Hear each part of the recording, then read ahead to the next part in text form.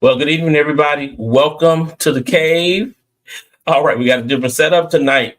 You have myself, Apostle Marc T. May, and my wife, Apostle Patricia May, and our oldest daughter, Patryce. So we're going to be talking tonight about married to the prophetic.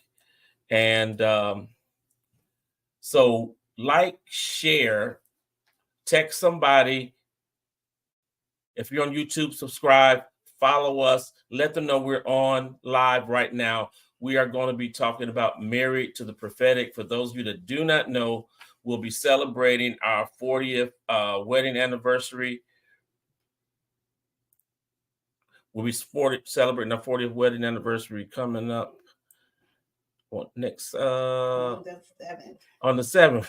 I had to think about it. All right, there it is. So we thought it would be appropriate to do another show about being married to the prophetic and talk about.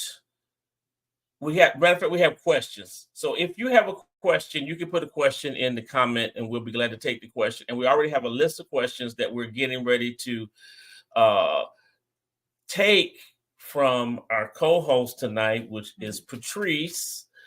And we don't know what these questions are. Some of them came from our children. Patryce drafted a few. And then if you have questions, we're going to take your questions live on tonight. And while we're getting ready to do that, I've got to send out an announcement. So let me do that. So Patryce, we're going to pull this back.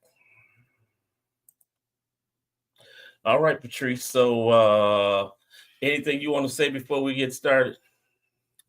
Oh, yeah. You forgot about my birthday. Oh, I'm in trouble. After being married, let's tell the story. After being married for 4 years, the second child comes along. Yes. Which is Patryce, and she just so happened to be born on April the 6th, one day before our wedding anniversary. And I still, to this day, we tease her because at that time in the hospital, remember, honey, they would give you a steak. Yes, I remember. They would give you a steak dinner at the hospital, but because of the birth of this one here next to us, we still didn't get our steak dinner. And I think to this day, she never even gave us a steak dinner. So we got to work on that. Right. But I also told you, I said, I need you to take me out because I got a feeling that this baby is going to come before our anniversary. And she did the day before. So she showed up on the day before. So listen, let me shout some folks out. I see we got people coming in. Come on in. Let me see who's in here so we can shout you out tonight in the show. Again, DM something, know that the cave is live on the air, and we got a special show tonight titled Married to the Prophetic. And if we've been coming up on the 7th, we'll be married for 40 years. I got to send this announcement out real quick. Patryce, you want to ask a question or something? We get ready to send this announcement out. Sure. So one of the number one questions that a lot of people want to know is, how did you know they were the one? I'm gonna let you start that. Oh man, see, I knew it. I'm gonna let you start that while I do this. Well, for one, I kind of felt it in my spirit because one, he was always nice. He was kind. He was quiet, but I could get him to talk. I could get him to laugh. So I felt that was a good thing. Oh, that's the short answer? I was waiting for the answer to kind of like go on a little bit longer than that. What? I think the answer on my part would be this, okay? We were friends. We started out as friends, and being friends and hanging out together. And well, honestly, she would like help me with some let's see, like different at that time, like different. Oh no, I don't like that girl. I like that girl. Help me sort through them. She was your wing woman. Yeah, somewhat. Yeah. And so And then, just things just progressed. But your dad from did say, listen, son, that's the one right there. She don't mind helping people. She loves people. She helped your mama. And we like her. We know the family. And he said, and one thing Papa said was, he said they all start out on 36, 24, 36. but after you stay around for a while, they turn into a 2-liter. So it don't matter what they look like right now. It matters what they bring to the table. That sounds like Papa. So I think that is the thing. Say the question one more time. Let me wrap my head around this question one more time. How did you know they were the one? Okay. So really, I did not know. To be transparent, what I had done, and this was my strategy. And I'm not advising any of you young men, watching me strategy. So what I did, growing up in the church and all that. So I prayed and I said, God, show me who my wife is, so that I could talk to all these other chicks, and then I know which one is the wife. That was my strategy. I'm just being truthful. That was my strategy at the time. It's like, look, God, show me who my wife is.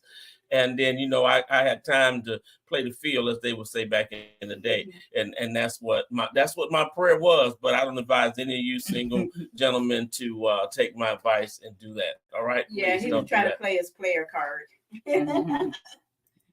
Okay, so the next question is, when you got together, did you know or see ministry as being a major part of your marriage?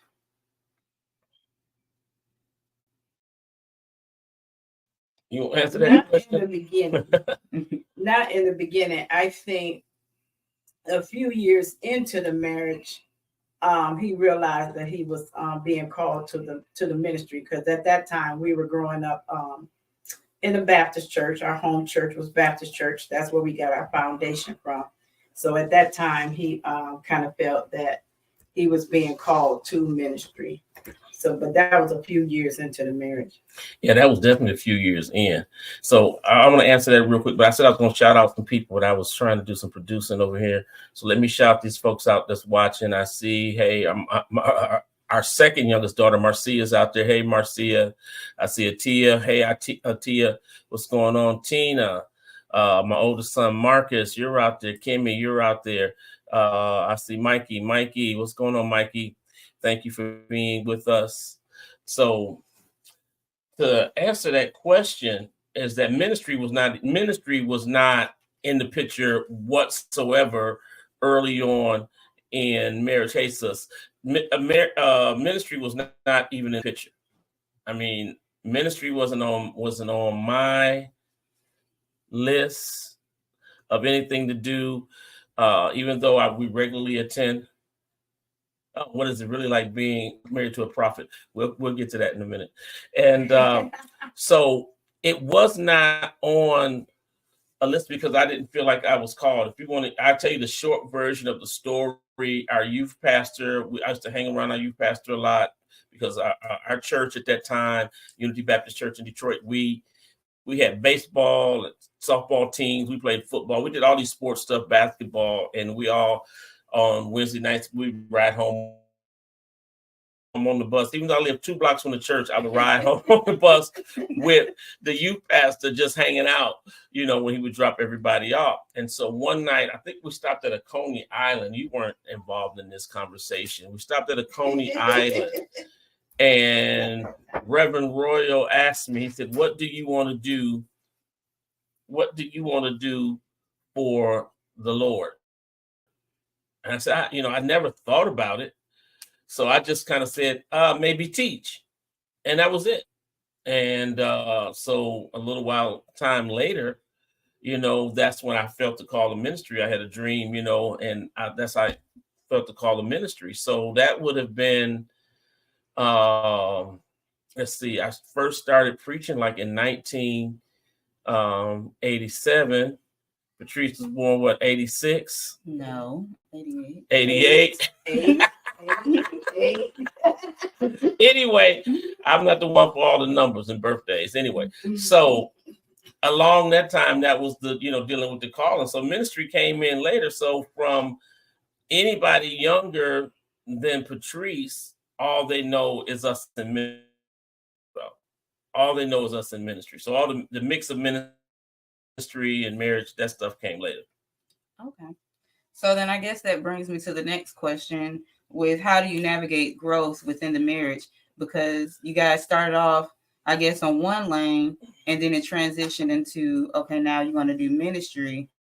How did you guys manage that? And did God speak to one of you at a time? How did the other one get on board? What was that like?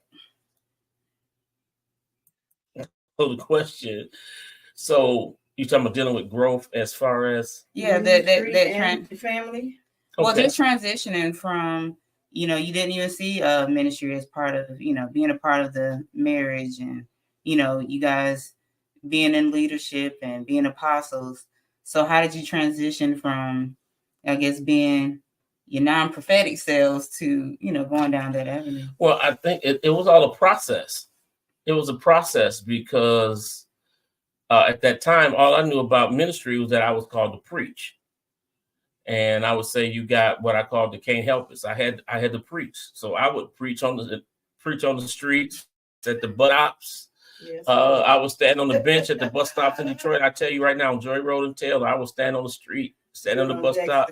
Oh, Joy Road and Dexter, and stand there and preach. Because when you're called, I felt like in that time you get to can't help it. So all I knew was about preaching. I didn't even know anything about the prophetic or anything like that for about 4 or 5 years later. Mm-hmm. So my sister got jokes. I'm gonna put it on the screen so y'all can see it. My mom told me, he said he had a call, and I asked her, did the Lord have the right number? All right, Trina. So it was nothing that was in my mind. I mean, I always went to church. I went to Bible study. I went to Sunday school, I guess, in the choir, all that stuff that we do. And we were on everything, basically during that time back in the day. So, Mom, were you on board with that, or were you kind of hesitant? No, I wasn't hesitant because I knew one thing, that he wasn't going to lie about what God said to him.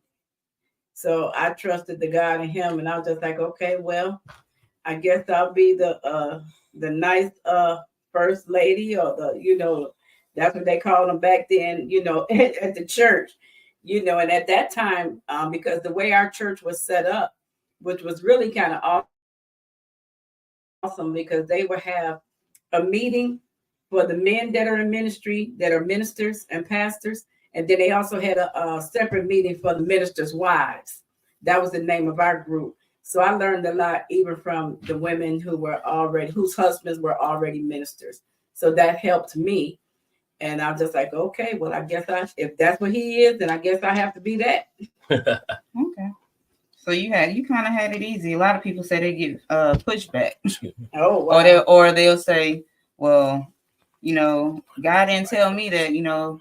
One spouse might say, they heard something from God, and the other said, I ain't heard it yet. So they have a lot of pushback. So I think it was easy for me because, for one, we love God. And I just, I got baptized at 7 years old, but I remember going to church as early as 4 years old. So I had been in church all my life. So I enjoyed the things pertaining to church and ministry. Got it.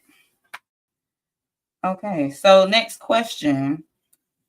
How do you manage or balance the responsibilities of marriage while leading God's people? So how do we balance? It's a good question. The balance of marriage, and I guess it's trial and error.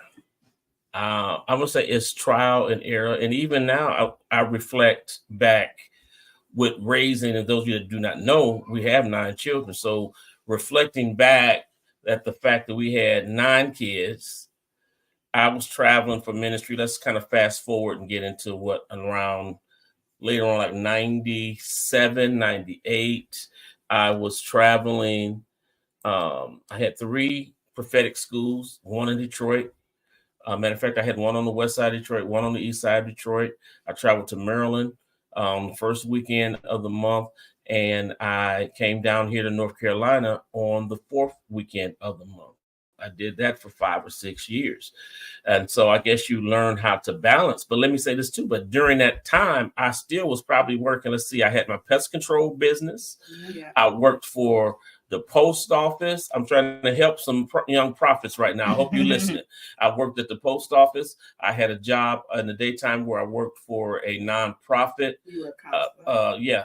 And so that was 3 jobs. And you worked for UPS. I'm not saying it was UPS. Yeah. So, so there was always work connected with ministry at that time and raising the family. So my answer for that, as far as how do we balance it?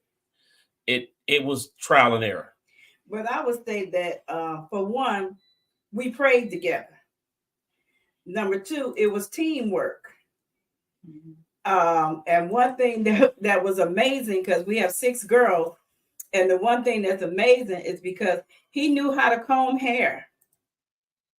And, so that took a relief off of me, because some of the girls' hair, I would, braid their hair up, and some of them just had the ponytails, different styles and all that kind of stuff. But we just worked together. We just didn't complain about it. We just did what we had to do. So it was never where, oh my God, I can't do this, I need your help, complaining and all that kind of stuff. No. And I felt like this: if he was going to work in 3 jobs, 3 natural jobs, his own business, so he was already in business for himself, and working 3 jobs, the least I can do is cook and clean and make sure those kids are clean and the house is clean. Y'all hear me, sisters? The house was clean. The kids were clean. The man had 3 meals. He took lunches to each one of those jobs. And the kids was quiet. Yes, that's right. My mother would call and say, "Where are the kids?" I'm saying, "Right here." Say hi to Granny. Hi, Granny. And they were like, she like, "Oh, I thought they were asleep because your house was so quiet." But I trained and taught my kids how to be quiet when the phone rings, because I never knew if I needed to pray for somebody. That's good. And that is something that I think that always shocked people that are when the kids were younger, that they were not noisy, running around the house, tearing up stuff, jumping off. We didn't play jumping off the furniture. I'm gonna give y'all some quick nuggets. That's not in her questions. We didn't play that jumping off the furniture. None of our kids slept in the bed with us. Nope. Nobody. That's right. So I want to help some of you with some wisdom on how to maneuver in that area. And thank you, everybody that's putting the happy anniversaries up. I see them coming up. Thank you. Hey, what's going on, Donnie? What's going on? I call him Big Money. Apostle Lewis is in. Hey, son, I see Luther out here. I see my niece Nicole. What's going on? Thank y'all for being on, and thank you for all the happy anniversaries. So what's the next question, Patryce? Yes. So has there ever been a time God has given one of you a vision, but the other was not on board yet? Well, let's use this for an example. This is a biggie. This is the biggest one. The biggest one. Okay. The biggest one was, I was down here. I don't think I was teaching the prophetic school here. And I was on the altar, and the Lord spoke to me about leaving Detroit and coming to North Carolina. And so I had to tell my wife. So I got up from the altar and I called her on the phone and told her what the Lord has said. So I think that was the biggie. And I was here in North Carolina, so I don't know what the actual reaction was on that side. Well, what happened is, I remember you calling me, but you were actually in a service, but you got the phone and you actually literally called me from the altar. And when you told me, I laughed. Yeah. But then something in my spirit said, listen. But I could hear it in his voice, because his voice changed. And I said, whoa, God really saying this to him. And so when I hung up the phone, I said, okay, Lord, I don't understand what it is that he just said to me about us making a move, leaving Detroit, leaving all of our family, because both our families are in Detroit. Yeah. Our parents were in Detroit at the time, you know, all our siblings, nieces, nephews, the whole crew. And I'm like, and go to North Carolina. I don't know anybody but the people that he teach in the prophetic school. I only know them by name on paper because I used to do all the books for it, you know, the administrative part. But I said, but by faith, I'm going to go and get boxes. And I remember the next day taking the kids, we got in the van, went and got boxes. And I said, just to show him that I'm in agreement, even though I don't understand, but by faith, I'm going to do this. So every day I set a goal to pack 5 boxes per day. I didn't even know when we were going, the time frame, nothing, but just to let him know that I was in agreement with him with what God had spoken to him. So when he came home, I think I had one room with probably about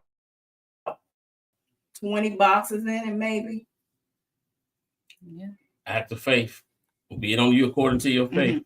Let me see if I'm ready for this next question. Let's see who else jumped in. What's going on, Jasmine? Coach Jasmine, the business coach that you prayed for. What's going on? I see Brandy is on. Did I miss anybody else? Oh, let's ask it. Somebody had a question earlier. What is it like being married to a prophet? Okay, let's go. You answer that question. I'm gonna go pull it, find it, and put it back on the screen. Well, it was different.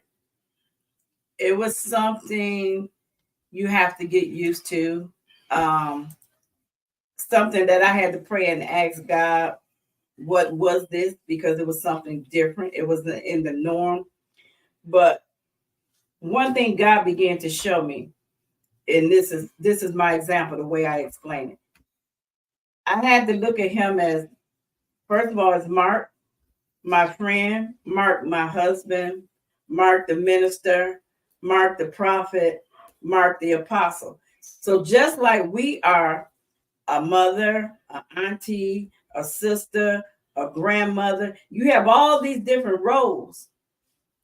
You have all these different titles, and you're a different person to each one of those people. So you're not a mother to your niece. You're not a mother to your sister. So you have to know that role. And so God allowed me to experience, and God would speak to me and tell me when he was in the spirit as the prophet, or when he was as my friend Marc, and when he was in the father mode to the children. So God helped me to identify those roles that he was in.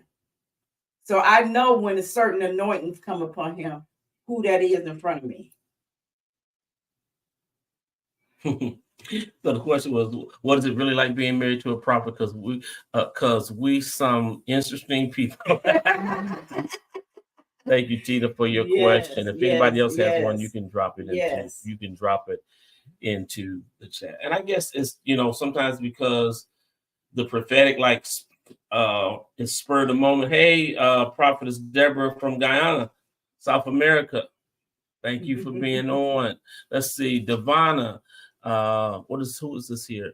Verita. Minister Tim, thank you for being on. I saw Elder Marcus on here as well. But one thing I can say to that too is you have to understand when that gift is in place, and you can't be offended by the gift, because there were times even in the prophetic when correction came to me from the prophet, and I couldn't have the attitude of better chill. No, I needed to hear in the spirit, because first of all, when the correction was coming, it was coming to correct something in my spirit that was not right, but it wasn't actually Marc coming to try to chop me up as his wife.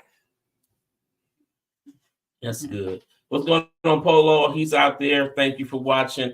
I want to say something interesting, because it's a whole process. We're talking about years. Like you said, we're at 40 years.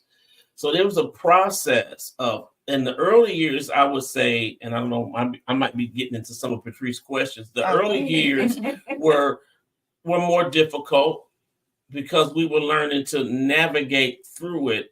And then I'm first learning about this gift that's in me. Which I believe was there all the time, but it gets stirred up. Let me throw a teaching out here real quick. I believe that the whatever's in us is stirred up by supernatural occurrences, and so the Holy Spirit stirs up things on the good side for the kingdom of God. And if you get involved in some of the demonic occult things like that, it also will stir up the gift in you, and then to have you doing some stuff on that dark side. So I just wanted to throw that out there. So learning about the gift and how it operated, and initially, let's rewind. Initially, I wasn't trying to be in the ministry. I knew I was called, but what I did, I ran the opposite direction from where I was called. Yeah. Because we just told you, I was doing everything. We were on the usher board, we were in the choir, we went to Bible study, we were in baseball, Sunday school. We did all the stuff that was going on in the church. But when I really got that call, I withdrew. I stopped going to church. I wasn't going to church on a regular, and I started playing softball on Sundays. But I was still going. So when that was my question. So when he withdrew, how did you navigate that? Well, I still kept going. I said, look, that's between you and God, but I got to keep going. I can't stop. So I just kept going to church. And so I joined the baseball team, and the name of the team was the Devils. The irony. So I played with the team called the Devils, but finally, I want to help some people that may be dealing with the call of ministry though. So what was the comeback moment? Well, even though I wasn't going, I was getting up in the middle of the night. God was waking me up, and I would go read my Bible. I would be up. It was just, I didn't really have any peace. And then he took me to a scripture in Luke that says, if you deny me before men, I'll deny you before my heavenly Father. And that's when I said, that's it. I give up. Whatever you want me to do, I'm going to do it. But even in the midst of that, I still was praying for him, because I knew it, and I kept asking, well, what is it? What's wrong? What's wrong? What's wrong? And what it turned out to be was he didn't want to be committed to God if he couldn't be committed to God 100%. And I remember him sharing that with me, and I was like, that's no problem. Like, for real? Like, come on, we got this. So we can do this. So you never took that personally in your marriage? No. Got it. Mm-mm. So I want to add this too, because I make this statement. Well, let me rewind again, because this intertwining of marriage and ministry. Here's the thing. Later on, after I accepted the call, started preaching, whatever, got into this area of prophetic ministry. One day we were praying together. I'll never forget it. We were praying together in the living room of our house in Detroit, and I heard the Lord tell me what she prayed for me. So I want to help some of y'all married people. I heard what it was, the prayer that she prayed. And I said, honey, did you say this? And the prayer was, she said, Lord, I can't do nothing with them, but I know you can. Because when I was running. And so it was a point in time where she said, I can't do nothing with them, but I know you can. And so I asked you, did you pray that prayer? Yes. And she told me yes. And so my thing that I say a lot of times when people inquire about us in ministry and my wife in ministry is this: if it wasn't for her, none of you would know me, other than people who knew me before ministry. Y'all wouldn't know me. It was because of the prayer that she prayed. The prayer that she prayed when she said, I can't do nothing with them. So when all these folks say, well, marriage is hard and I want to give up and I want to quit and all that, learn what prayer to pray. That's it. But you prayed that prayer after what, though? Tell that part. You prayed that prayer after the Lord told you, stop praying for me to change. Yes. You know, he started dealing with you about. Because I kept saying, Lord, fix him. Lord, do this to him. Lord, Lord, Lord, Lord, Lord. And then the Lord told me, but first the Lord told me, he said, but what about you? Yeah, that's the part. He said, what about you? And I remember washing dishes and I broke a glass in the sink because I heard it. It was like so loud, like somebody was standing in my kitchen. And I said, wow, like, what do that mean? When the Lord told me, what about me? Because see, I was one that always had to have the last word, no matter what it was. He could say something, I could just go, I just had to make some kind of sound or something. And the Lord allowed me to hear myself, and it didn't sound good. It didn't look good. It didn't sound good.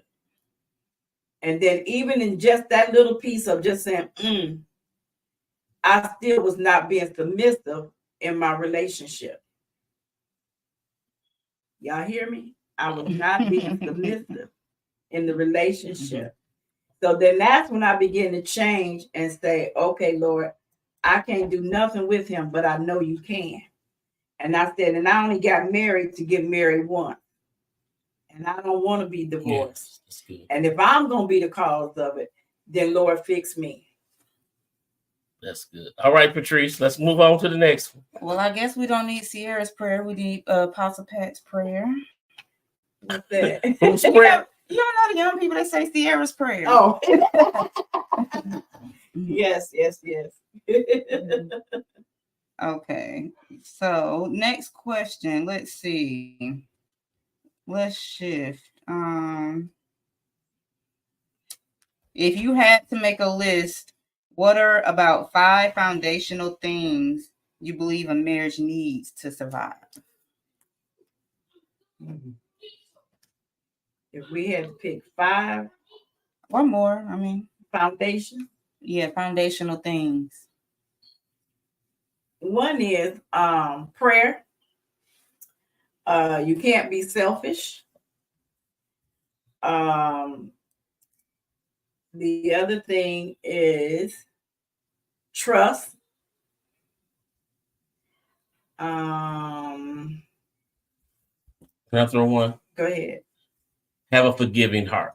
Yes, definitely forgiveness. Forgiveness got to be near the top, right up under prayer. You have to have a forgiving heart, because if you commit to the relationship and things don't work out, or I don't know, let's just throw this out there, infidelity or something rises up in the relationship, you have to have a forgiving heart. And I know I can hear people now saying, no, if that happens, I'm out. Well, I kind of come from the perspective of this is that, well, if you're going to be out like that, was your marriage really a covenant? Was it really married like old school marriage, for better or for worse, rich or poor? We don't say rich or poor no more. People say richer or richer. But are you willing to forgive? So then my question comes in is that if you can't forgive your spouse, okay, let's put it in, let's keep it in ministry for a minute. You can't forgive your spouse, but the Bible says that your Heavenly Father will forgive you. All right. No, he will forgive you, but then you don't want to forgive somebody else. But if you hold the grudge, that's what you're getting ready to say. Yes. He will not forgive you if you can't forgive them. And so we have to have a forgiving heart. So I think that was about 4 things right there. You have to have a forgiving heart and be willing to stick with what you said. Either you meant you're going to be married. It ain't all we've been running in slow motion through the field and daisies and stuff. No, it's not like that. You have to, if you're in covenant, and I would say a marriage covenant is a covenant between 3 parties, God, man, woman, and God is not the covenant breaker. It's going to be the man or the woman. I'm looking at Apostle Latanya's comment. She said covenant, not contract. That's good. Come on, Apostle. Hey. Yeah, that's a good one. That's good. And and I think the thing of it is because you got to remember now what's happening with marriage and relationships. People are going in with a whole list of what they want and what they don't want. Some of it is kind of good, but the thing is this. Think about it. Death and life is in the power of the tongue. So you already kind of putting a curse on your relationship before you even get started with it. Because you said this is a deal breaker, this is a deal breaker, this is a deal breaker, this is a deal breaker, this is a deal breaker. Okay, if all those are deal breakers, then you probably shouldn't even go down the aisle. Well, you asked for 5, so we're missing 1. So let me make this number 5. I was gonna say, I learned God is kind of funny. Sometimes when you say you don't want certain things, the deal breakers, those be the things He's sending you, because there might be something that you need to work on within yourself. There you go. Absolutely. So number 5, I'm gonna say teamwork. Yes. Number 5. Give me that. Number 5, teamwork. With 9 kids, we had to have some teamwork. Come on, 9 kids, we had teamwork. Like my wife mentioned earlier, for those who came on late, hey, I would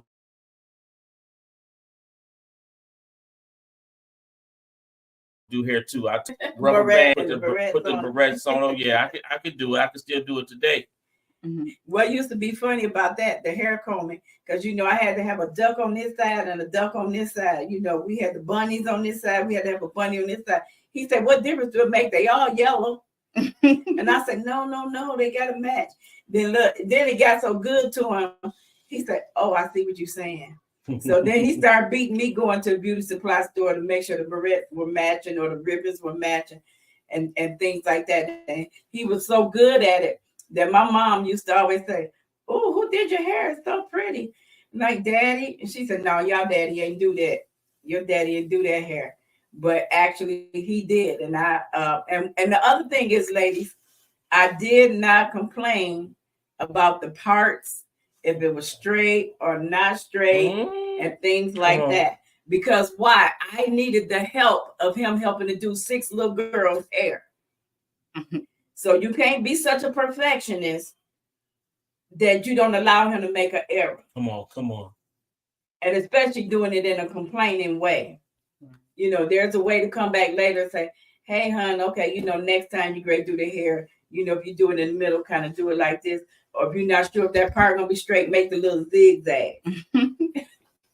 All right. Before we go to the next question, if you're just now joining us, this episode is called Married to the Prophetic, and it is in honor of us celebrating 40 years. Let me put this little thing back up on the screen. 40 years, and we've been together 44, but we are rolling up on our 40th on the 7th, and it has been a joy. Yes, it really has. It's been a joy. And so this is what this show is all about tonight, talking about me being married to the prophetic, stay in power, I guess, for 40 years. And when you think about it, hon, it doesn't really seem like 40 years is a long time, but it doesn't seem like 40 years. But Tia has a question that I want to put up on the screen. Yes, let's pick the box. It's been a good 40. So she has a question. Let's see if we want to deal with this question. Can you discuss the importance of setting and respecting boundaries in a relationship and how you establish them with each other without disrespecting one another?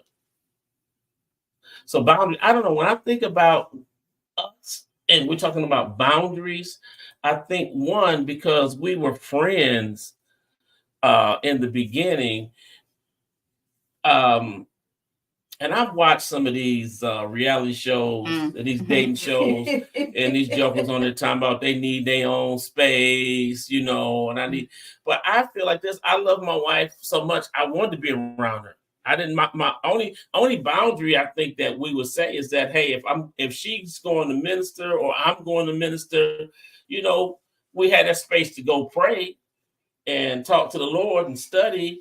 But other than that, I enjoy being around my wife. So I don't really need boundaries, but I know that's a thing today. I know this is the thing. You need your own space. You need this. I get tired of you.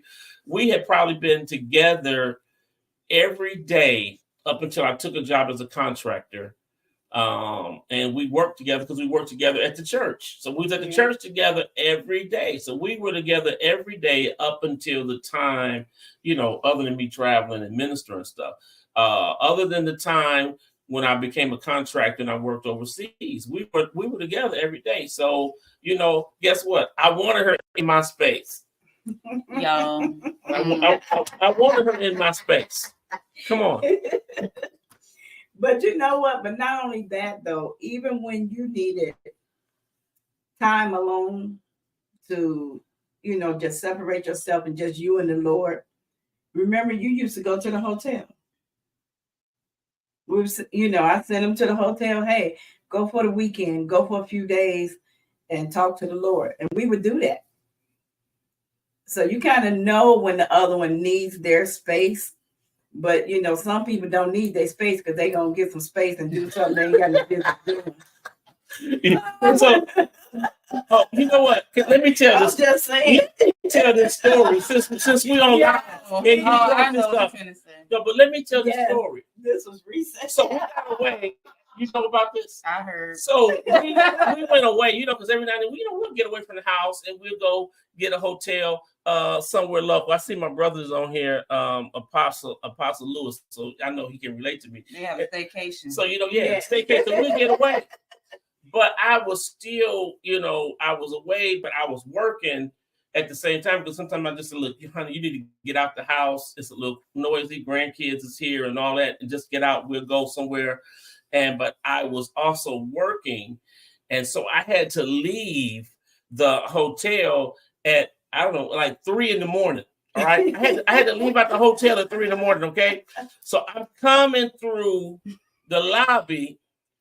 And, at late at night, you need the key to open up. We were at the DoubleTree, and you need the key to open up. And so somebody was coming, and they were holding a bag. It was a lady, and this guy was coming. The lady was a little bit older. The guy was younger. And I opened the door for them, and I walked past. And when I walked past, the lady turned around and looked, and she said, "Pastor May?" And I said, "Hey, how you doing?" And I kept on, and I went on about my business to do what I had to do, y'all. But then it dawned on me when I got in the car. Church folks. Come on. Start a rumor. Y'all know church folks. They about to tell a rumor. I saw the man of God coming out the hotel at 3 a.m. and then you kind of like that religious part of you want to go back and say, well, I'm here with my, what I said? I ain't got time to be trying to explain myself. My wife is upstairs. She know where I'm at, and I'll be back. So y'all can imagine, y'all know church folk. It was funny because when you came back, you told me, and we just both laughed. I said, "Ooh, you're in trouble." And and when you're in ministry, especially like I'm doing cave and traveling all over, folk know you that you don't know them, right? Right. So, it is what it is. Let's move on. It is, Jasmine. It is what it is. Yeah, messy. Messy, Jasmine. Well, I guess that goes to another question. One of your children asked, "How do you guys navigate friendships or relationships with people of the opposite sex?" Good question. That's interesting because if it's somebody of the opposite, we probably known them both. We both probably known them for 20, 30, 40 years or something like that anyway.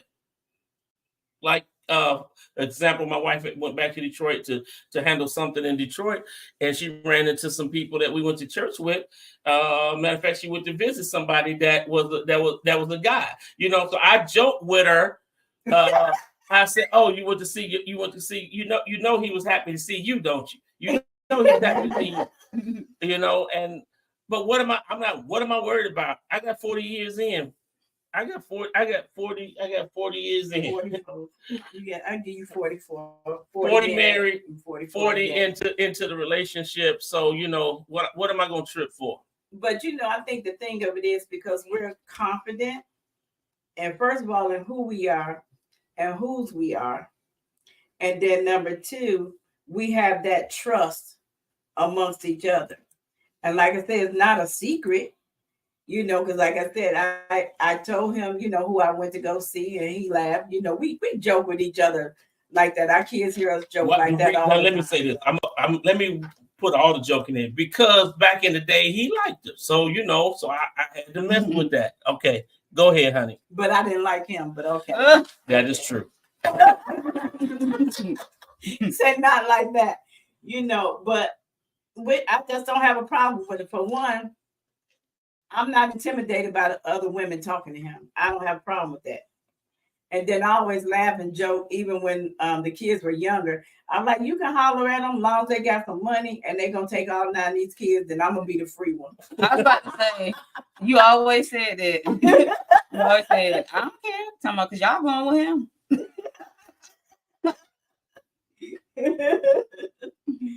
Yes, Lord. So do we have another question, yes, y'all? We do. Let's see. Well, listen, for you all that's just joining, welcome to the cave. This is Apostle Marc and Apostle Patricia May, and our oldest daughter, Patryce May, is in the cave tonight. And we're talking about Married to the Prophetic. On April the 7th, we will be married for 40 years. We're celebrating. And a matter of fact, Apostle Latanya Jemison is on here.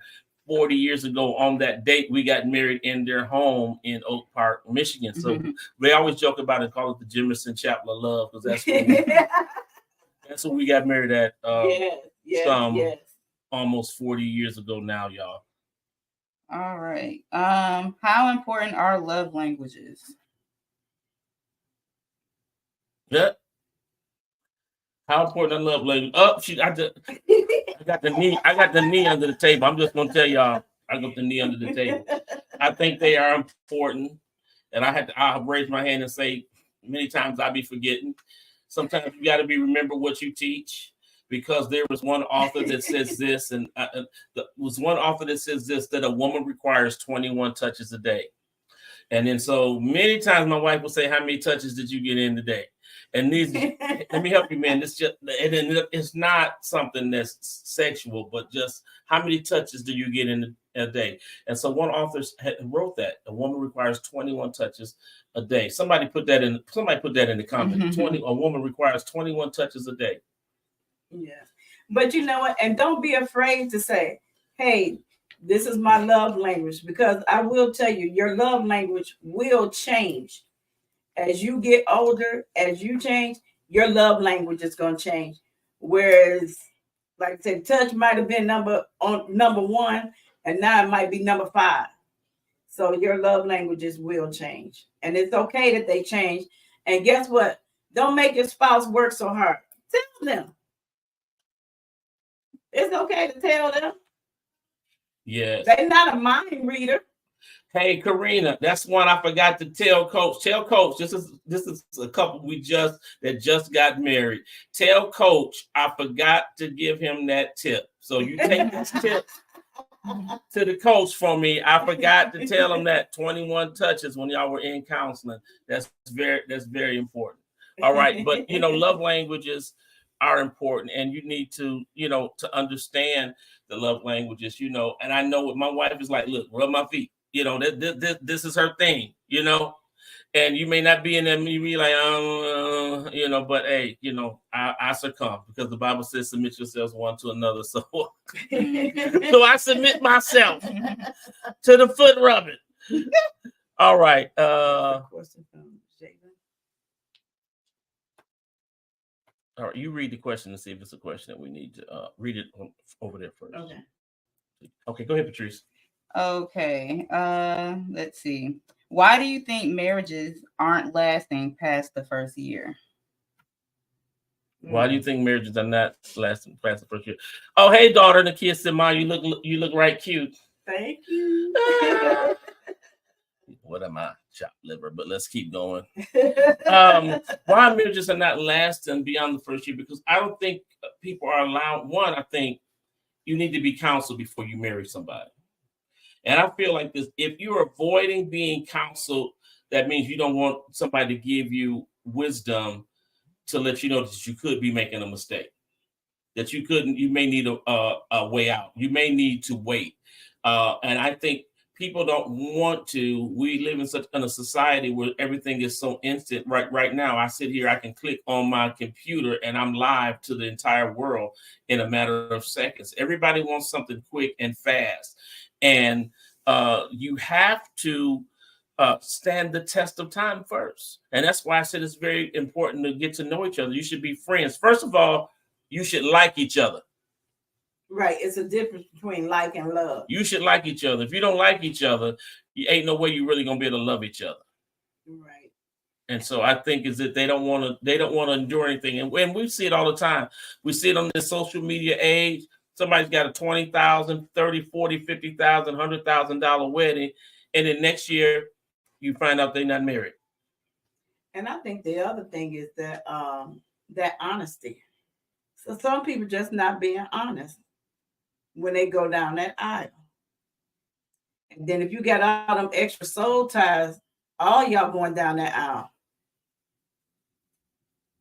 So that's a whole nother matter. Yeah, that's a whole nother subject. Now, is that a question that we want to tackle tonight? Yeah, okay, let me put this question up. It was so much, I didn't want to put a question up and I didn't see what it was fully. Let's see, what is the question, Therese? Okay. If you could go back to the altar and God agreed to grant you 3 things that you could change or adjust within yourself to be better equipped to embark on the journey of being an apostle, a husband, or father, what would that be? Interesting question. See, if I could go back to the altar and God agreed to grant you 3 things that you could change, adjust within yourself. I think I would look at it this way. I don't think I would ask God about changing or adjusting anything, because at this point in my life and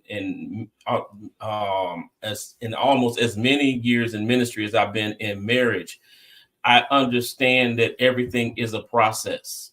Jeremiah 18 says, go down to the potter's house. And Jeremiah observed the potter making the pot on the wheel, and when there was an imperfection, he smashed the pot. And so I think everything that I've gone through is a process that brought us to where we are today. I think. Yes. I mean that's what I believe. That's what I feel, and that you can't skip the process. You know, if you skip the process, it's what I believe. The process is what is the proof of the anointing also that's on your life, and it's what produces the oil that's on it right now. And so I don't think I wouldn't want it any easier, because I know without the crushing of the grape, you won't get the new wine. And without the beating of the olive tree, the olives are not going to fall off the tree. And without, after you beat the tree and the olives hit the ground, then you have to press the olives to get the oil out. So my answer to that, I don't think I would change anything. And I think too, because like you say, that process made us stronger. It made us trust God more. It made us even trust each other more. And it caused us to even pray together more. Great. Got it. All right, let's see. Have you ever had a time where you had to choose ministry or something between the marriage or family? Maybe it was an event, some type of. Well, that's been many times. And I mean, because your mom is so gracious. I mean, I think I was in Africa for an anniversary. Matter of fact, I think I was in Africa for maybe more than one. I know I was in Africa for an anniversary. I was in Kenya. I was in Nigeria for anniversary. I came right back. But anyway, it was the timelines were so close. I was in Kenya one time for a birthday. So yeah, we had to make that sacrifice, but she's so gracious that she's not like, you got to be here on the day. You got to be here on the day. We got to celebrate on that day. No, she doesn't do that. And so we're able to celebrate at an alternate time. Okay. Well, is that because when those obstacles came, you guys were later on in the marriage and not necessarily in the beginning?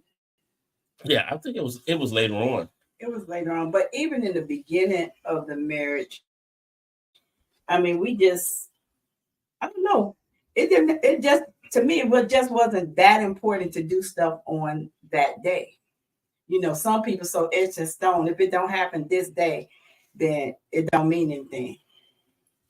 You know, I was just thankful that we was able to celebrate. That is true. Okay. Let's see. Do you have any other questions up there? Let's see. Any other questions?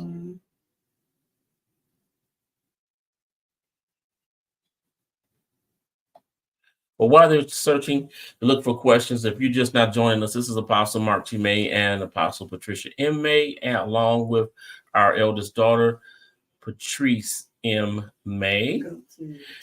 Taylor, I think. Patryce M. May, and we are talking about being married to the prophetic. Okay. And if you all have questions, throw them out there. How do you refuel the love tank? Where is this? Which one is that? Girl, they so in love. Right here. Mm-hmm. Okay. Well, look, let me just do a little identification for a minute. We're coming up upon the hour, so y'all hang out with us for a minute. Don't go anywhere. This is The Cave. I'm your host, along the night with my baby from 40 plus years, and one of our offspring over here, Patryce. All right, y'all. Hang out with me for a minute. This is Apostle Marc T. May.